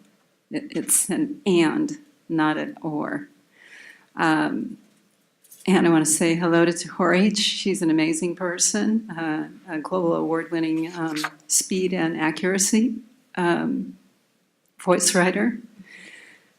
So my suggestion, and you were saying, Yvonne, the possibility of introducing it as early as November, correct? Is that your question? Is it possible to add another, there are usually 3 exams on the day of, is it possible to add another one as a test run for those who want to just try it out. Voice writers in California who may want to come and see what it feels like, not an official test. And to begin to merge the two, because it's going to happen. It's been on the East Coast in Canada for many years. Thank you. We'll discuss that. So it would be my recommendation that we clarify with legal that there are no impediments. Assuming we find nothing and we find it in time to offer it to them, that we go forward, that there's not very much time for them to come in anyway. I think that, is it October 3rd might be? Yeah, it's 30 days before the test. Yeah, so they would have to apply by October 3rd in order to come to this test. So being realistic, it's really going to be in the new year. I think that I would recommend that only because of my lack of knowledge with the testing process. That would give us time, it would give legal time to make sure that we haven't missed anything in the implementation. It would give me time to investigate the security issues, and then we could be ready to roll for the March exam. Yeah, I think from my position too, I think we shouldn't rush this. This is a major change, or a big change, that we want to be successful, not just do it quickly to start it. So I would advocate for waiting until the new year, and clearly looking at all the legal sides of establishing this, because if we do go down the road and we see it's not a good fit, I'd hate to make many mistakes before then. It's gonna be, it would be a big change to return back. Well, so do we need it to give a by when date? Or just say we're pursuing this? I don't think we need to have a date. Okay, No, we good. don't have to, but I guess to give the public kind of a general expectation of what we're looking into. It's not, I don't think it's gonna take years or so. Yeah. I don't think, but would I've been hope- surprised before. I would hope that we could institute it for the next spring exam. That would be March in Los Angeles. Well, yeah, and I was just thinking as far as what to put in the motion. Oh, So sure, we don't need to. So, yeah, you don't. I was of the feeling that we don't need to put in a drop dead date, but I wanted to make sure my assumption was along, the correct lines. Yeah, I don't think the motion needs to have an exact date. Okay. Well, But we do need a motion. I do have a motion. Oh, good. And I will be open to amendment if this doesn't cover everything we need covered. I would make a motion to direct staff to pursue the necessary steps to allow voice writers to practice in California as licensees. I think that was pretty good. Wow. I would second that. Perfect, okay. Any public comment? Okay, further discussion? Okay, I have one more question. I feel like it's a big leap, and I want to be really Yes, I agree. Yeah. thorough and thinking about this. Mhm. I feel like once the doors are open, the floodgates are open, I mean, we're now saying that this is a possibility and we don't have to go back to the legislative world to edit. Would it not be thoughtful to say that we do this for 5 years? Like,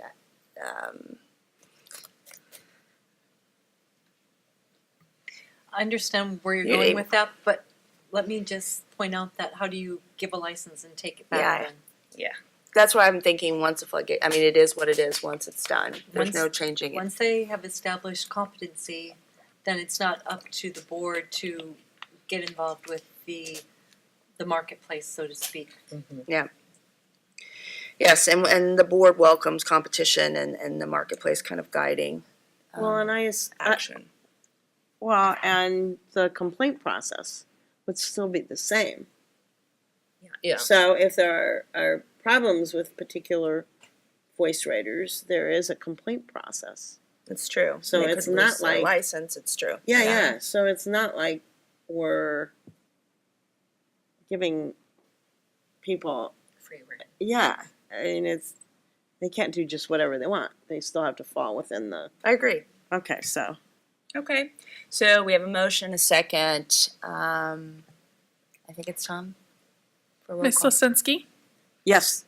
Ms. Nocella is absent, Ms. O'Neill, Yes. Ms. Hurt, Yes. motion carries. All right.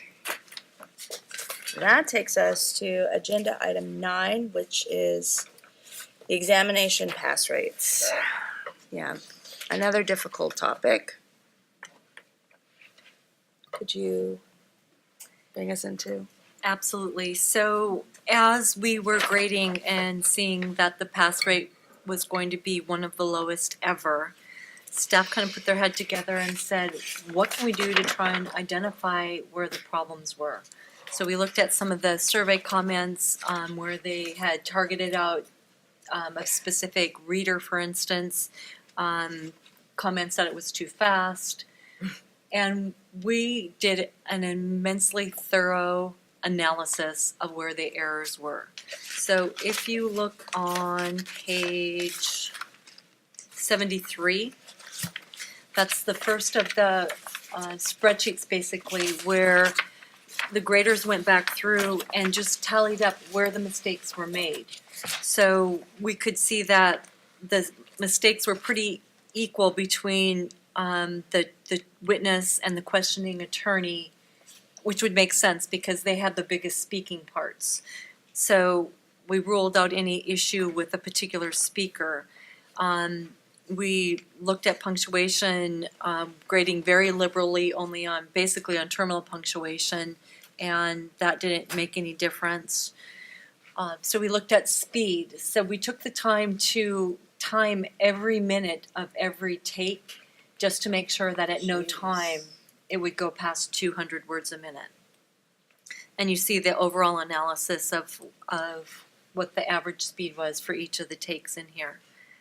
And sometimes it was below 200. Yeah, because the overall average was, yeah.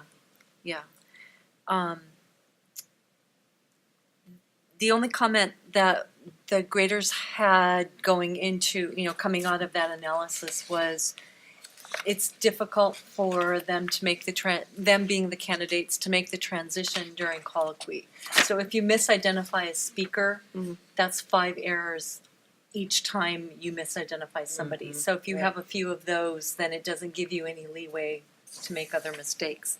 So 4 voice seemed to be a weakness for the unsuccessful candidates.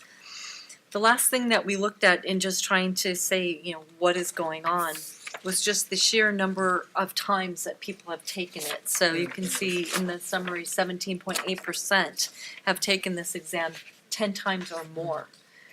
So we've talked before at the board level on some of the reasons for that. So we know we've had several school closures. We know we've had several groups of students come in just at the end as those schools closed. They were highly unsuccessful with the exam, and then they're hit with a double whammy of not having a school to go back to as far as to find any way to get faster and get better. So it seems to be, from the data that we've collected, that the candidates are just coming back almost waiting for an easy test. I'm not seeing any effort at trying to get faster, trying to get more accurate, because I think that would tell in the overall statistics. That being said, at this point, staff feels like the test, as the other ones, was accurate, was fairly given, was entry level. We have, however, received the 5 following, at the very bottom of page 66. We've had those recommendations come out. So I wanted to put them before the board. I would say as far as 4 and 5, taking them out of order, we talked a little bit about something along this line last meeting, and Sheila, staff council, had said, you know, we want to think carefully before we create additional barriers to licensure. So, not that we can't do this, but just gave us a word of caution with those. And I'm happy to answer any questions from anyone. So, just for the public, it might be a good idea. There were 3 other suggestions beyond the 2 that you spoke to, and one was read the same test 3 times before transcription. The second was to read 2 different tests to each group, allowing the candidate to choose which one to transcribe. And the third was to switch to all new readers. This was an idea that was pulled from teachers named, wait, hold on, an offshoot of the idea was to pull all the teachers' names and draw out 4 to read the tests so they change each time. Right, and so from a staff point of view, we've always tried to avoid using the teachers from current programs because the feeling would be there would be an unfair advantage to their candidates. They're saying, well, if it's a pool every time, then it is what it is. That would be my personal last choice because I just think that if we can have neutral people, it would be better. And for myself, I'm not quite sure what I think about number 1, reading the same test 3 times before transcription. It seems a little hand-holding to a degree that would hurt consumer protection. Yes, I can just see in court, sorry, Judge, we need that one more time, and then I'll get it right. And one more time Yeah. for 3. If you'd like me to speak to the second one, reading the 2 tests. Please. I can tell you that was done in the 80s. It did not have an impact on the pass rate. However, I spoke with the readers and they are more than happy to extend the day and read 2 tests to each of the groups. It would be contemplated, it would be 1 court, 1 depot, and the candidate would pick which one and note which one they're going to transcribe. So the staff wouldn't be grading any more than they would under a normal situation. Our day then, since it would back up transcription a little bit, our day's a little bit longer. We get paid for it, so it's not like it's a hardship on staff apart from the timing of a long day. And the readers who are definitely doing this as volunteers are very open to that. So if they said that if the candidates think that will help them, that they're willing to put the time in. So just reminding the board, our obligation is for a fair test and implementing one. And so here are some suggestions. Are there any thoughts that come to mind on what we've read to you as possible recommendations moving forward? Our other responsibility, though, is to the consumer. And I don't see that any of these suggestions particularly is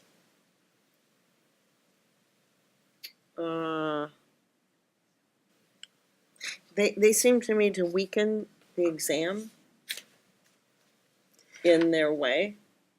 And I don't think we should weaken the exam.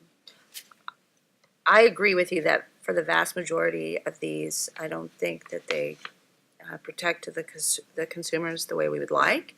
I will have to say, number 2, I'm somewhat open to, which is read 2 different tests to each group, allowing the candidate to choose which one to transcribe. Practice doesn't make perfect, but it does make a little bit better, and maybe after going through one of the tests, they get the jitters out. I took the bar, so it's hard for me to respond to this because I was there. I don't think that the consumers would be harmed with that possible solution or suggestion. But I do hear what you're saying. I think the vast majority of the recommendations would work against consumer protection. Board Member O'Neill? Okay. Well, I hate to admit it, but I was around in the 80s. And in fact, several times we had board meetings the same weekend in the same hotel as the test.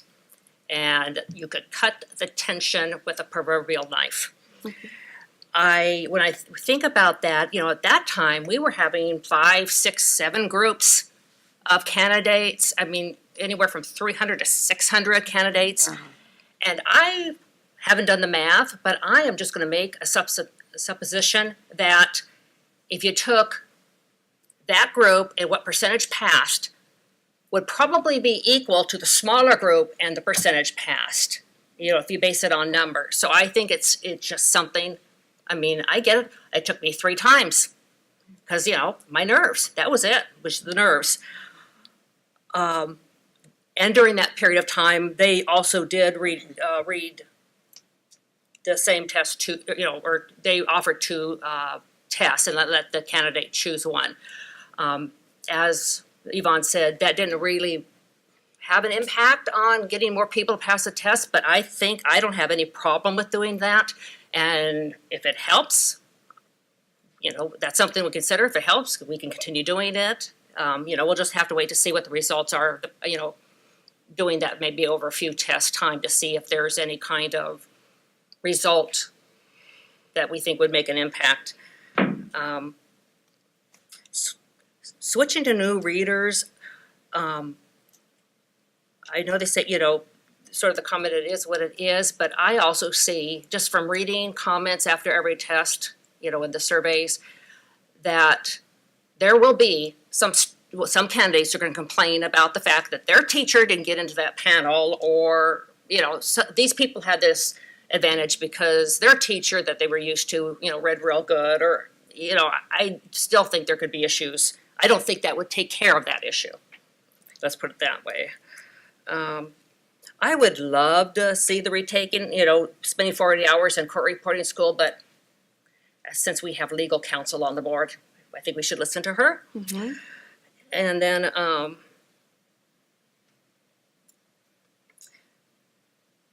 the passing of 2 qualifiers, I mean, that must have been a long time ago because I went to school in the 70s and I didn't have to pass 2 qualifiers.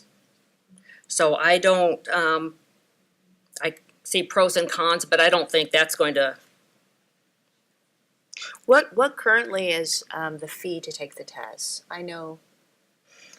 It's $40 to apply, and it's $25 per portion, and there are 3 portions.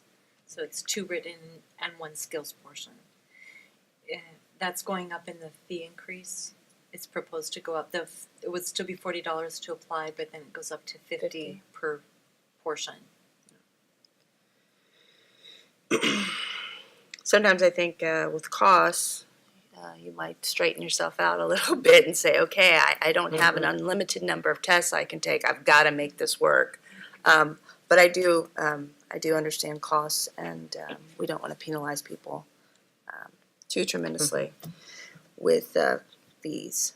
So can we open this up to the public right now and see if there are any comments on this topic? I have a couple of comments. Please. Number one, when you said you didn't see the public's interest, I think it will because they need court reporters. It's a what? They need court reporters, Yes. to get a record. And I think your test is always going to weed out the people that can't do it. So I think that it does help the public in that respect. I also think that a lot of these students, they go to school and then they don't do anything and they take the test. They need to go back to school. If you could do something like say that you have to go back to school 6 months or 3 before you take the test again. I don't know. You'd have to change probably regulation for that. I don't know. But I think that it would help them, the takers. And the other, I had one more. I wanted to know what your criteria is for hiring readers. How do you pick the readers? Do you have specific? It's been the same readers for probably the last, 3 or 4 years? And then sometimes one of the readers isn't available, so we'll have a substitute, but the core 4 have been the same for a number of years. And so you don't have like a list of what the the criteria for hiring them or No. anything like that? And who picks them? I do. Oh, okay. Thank you. And I guess in the real world, you'll have many different voices, many different accents. So requiring speakers that kind of all sound the same or wouldn't be beneficial. Well, clearly the readers have to be able to read at 200 words a minute for 15 minutes at a time. So That's the a basic lot of- criteria. That's the test. Yeah. So, yeah. Yeah, and that's not as easy as you might think it would be. I mean, it's definitely a learned skill. Yes. Okay. I just did want to ask staff council on the idea of basically requalifying, requiring a requalification. You can't come back to take the test unless you go back to school would be a requalification. So that would be a legislative change? Without looking specifically at this practice act, I wouldn't know, but based on my experience with other boards, it's usually a regulatory change because there's usually regulations in place that talk about sort of, conditions for licensure or reapplying registrations or continuing education credits. Those tend to be regulatory changes, but it just depends. Sometimes there's more of an extensive statutory background, in which case they're legislative fixes. I do believe that our qualifications to take the test are set out in B&P. Okay, so it'd be statutory Okay. changes then. Okay. Just to let the board know the kind of changes involved. Yes. To do anything on the list of recommendations, it's a statutory. No, what Ms. Freeman had just come up and said that she. Her specific Yeah, one, if you yeah. were going to require them to go back to school for 6 months, or like the one down here, 40 hours, number 4, 40 hours of classes. That's in effect asking them to requalify to be able to come back, and so that would be legislative change. Okay. Are there any other comments from the public? Any of the schools want to speak? So my question would be, if we were to move forward with number 2, for example, what would that entail? It would entail direction from the board. We could implement it at the November exam. Okay. Does it have to be a motion? I would think so, yes. Okay. Yes, that's correct. Can I ask a quick question? Why did we stop it in the 80s? Why did that practice not continue on? You want to guess? It didn't make any difference in the pass rate. Yeah. They didn't see any difference in the pass rate. Yeah, that's what my guess was going to be. You would have guessed correctly. Okay, so would anybody like to make a motion or not? Yeah. Before I do, the only question I have is, I'm going to make a motion about the 2 tests.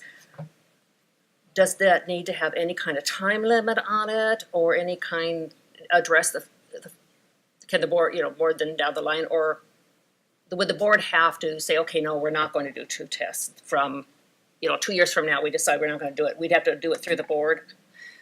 Well, it would be reasonable, I think, to say we're going to try this for 2 years. Okay. You want to give it long enough to see if Yeah. it's going to make a difference. Because we have such a low number of candidates that it really fluctuates percentage-wise, they're a little bit misleading.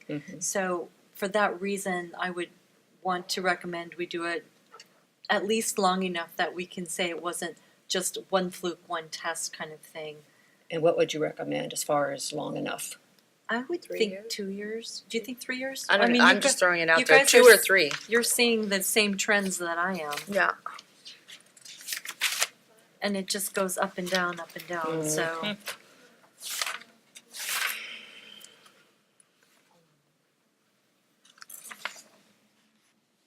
Yeah, I mean, it is up and down, up and down. Yeah, I don't know how you would, I guess you could try it for 2 years and then review. Reevaluate. With possibility we could extend if we felt the need. Yeah. If it seemed to be working, then if you got the same up and down pattern, then it would be your pleasure as far To as, continue or not. yeah, doing it or not.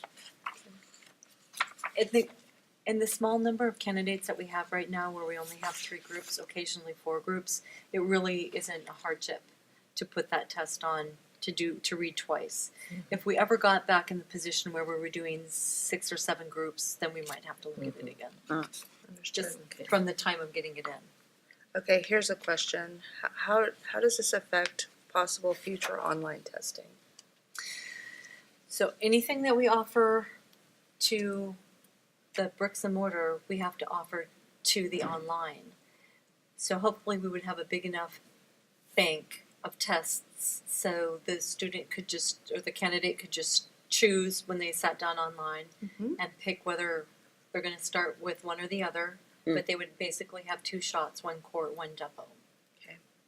And they would be random just like they are if it were a single test. And choosing which one to transcribe is after After they've taken them both. taking them both. Right. Okay. So to address Elizabeth's concern a little bit with lowering standards, this number 2 might possibly work in the favor of the consumer. Now instead of writing for 15 minutes, that's candidate's going to have to write for 30 minutes. So that's quite a substantial change. So they're going to need to have some reserve. They're going to need to have some endurance, which is a good skill going into work. So if they go into the exam and they only want to do one, They will only do one. they Number will 1 or only number do 2. one and that's it. And they can start, No, they No. they would have to sit there. okay, They would have to listen to 2 of them. They're not required to write both of them. okay, I don't care how good you did on that first one. I know you'd be writing that second one.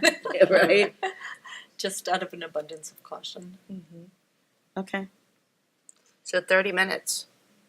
Yes, you would be writing for 30 minutes, and so it would be increasing the endurance. And we can leave flexibility to you whether there's a break in between or do you not envision a break? What was done in the 80s? So there would be a small break where you would just because you're going to Reset. have to re-identify. The readers are going to have to get their other scripts out. We'll give them a breather, take a breath, and then they'll re-identify themselves, give the same warm-up, lead-in test as they do. Okay. I mean, at the end of the day, the schools have to produce able professionals, and we'll do all we can to try to create a fair test and let folks in. And I think recommendation number 2 is a way we can assist. So you need a motion? I do need a motion. Okay. Okay. Then I would move that starting November 2018, that at each test, there be 2, each test that there be 2 tests read to each candidate group, allowing the candidates to choose which test to transcribe. I want to put in language about the term that this continues through November of 2020. Okay. We say for a trial period, or is there Yeah. a phrase? 2 years. How about adding on to this? This will occur for the trial period of calendar years 2019 and 2020. Did you get that, Paula? Yeah. Okay. Could you read it back to us? I'll do my best. Starting in November 2018, at each test, 2 tests will be read to each test group to choose from to transcribe for the trial period of calendar years 2019 and 2020. Thank you. Is there a second? I'll second. All right, public comment? Okay, further discussion? Laura? Oh, did I see, sure. Sorry, I missed your hand. I want to thank the board for your thorough research behind the scenes of all of the data that you compile. It's really tremendous. And thank you for offering this other opportunity and to implement it immediately. Thank I you. appreciate it. Thank and I you. know all the students that are listening will too. And I also want to compliment the board staff for collecting all this information, working with various folks to get us what we need to make a good decision. And I know it's not easy to kind of put a mirror up and say, how can we do things better? But you guys have been stellar about looking back at the process, and we appreciate it very much. It makes me happy when the graders, the staff graders come to me and say, this is looking really bad, and they have ideas. They brought ideas to me. One of the staff people volunteered to go through and develop the matrix and take the time to go through. So there's a lot on staff's side. We're really committed as well. I mean, we want to make sure that everybody has a fair opportunity to pass it, and if there's something we can do better, we want to know about it. So, I mean, I pass all of the kudos on to staff. Thank you. Thank you. And for folks out there in the public, students who are watching, we want everyone to be successful. The more court reporters out there, the better. And so we're doing all we can. Okay. We need a vote. We do need a vote. We have the motion. We have a second, public comment, further discussion, and now it's time for roll call. Ms. Lisinski? Yes. Ms. Nocella is absent. Ms. O'Neill? Yes. Ms. Hurt? Yes. Motion carries. Okay, that brings us to agenda item number 10, future meeting dates. I think that's something we can discuss online. Any thoughts? Unless we identify something of a major change in finalizing the Sunset Review Report, I wouldn't expect to meet again this calendar year unless something unusual came up. But I would be thinking along the lines of spring. I support that, especially me with too. the budget as it is. Every way we can conserve sounds good to me. Okay, so agenda item number 11. This is public comments for items not on the agenda. You're encouraged again to provide your name and organization. We cannot discuss any items not listed on this agenda, but can consider items presented for future board meetings. All right? Okay, seeing that there are no public comments, that takes us to closed session.